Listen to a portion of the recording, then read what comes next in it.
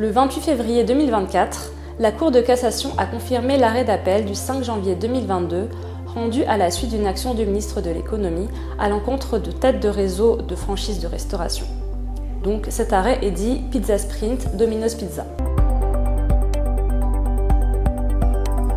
Pour rappel, la DGCCRF avait réalisé une enquête sur les relations entre franchiseurs et franchisés, notamment dans les réseaux précités. À la suite de cette enquête, les sociétés ayant repris l'ensemble des titres composant le capital des sociétés en cause avaient été assignées par le ministre de l'Économie et des Finances en violation notamment de l'article L442-6, grand 1, deuxièmement du Code de commerce, dans sa rédaction antérieure à l'ordonnance du 24 avril 2019. Ces sociétés ayant été également condamnées en appel ont réalisé un pourvoi en cassation.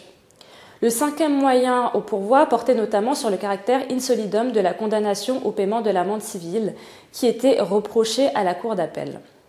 L'une des sociétés en cause soulève en effet le fait que seul peut être condamné à une telle amende l'opérateur économique ayant soumis ou tenté de soumettre son partenaire commercial à des opérations déséquilibrées. Or, la société en cause oppose que la Cour d'appel a retenu que celle-ci avait bénéficié du déséquilibre significatif de la clause Institut Personae et n'avait pas immédiatement cessé les pratiques concernant l'approvisionnement exclusif et le stock minimum. La société en cause considère donc que la Cour d'appel n'a pas caractérisé une soumission ou une tentative de soumission commise par celle-ci et a donc privé sa décision de base légale.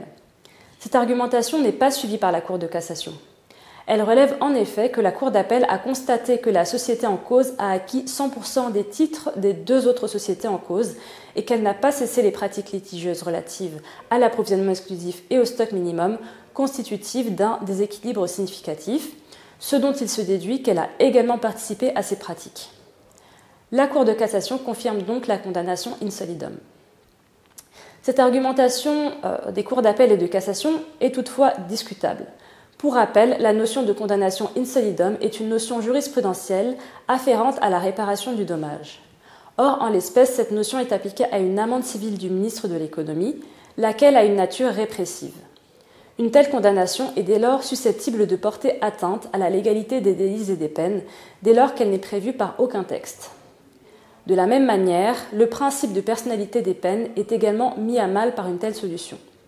Au terme de ce principe, une peine ne peut être subie par une autre personne que l'auteur des faits.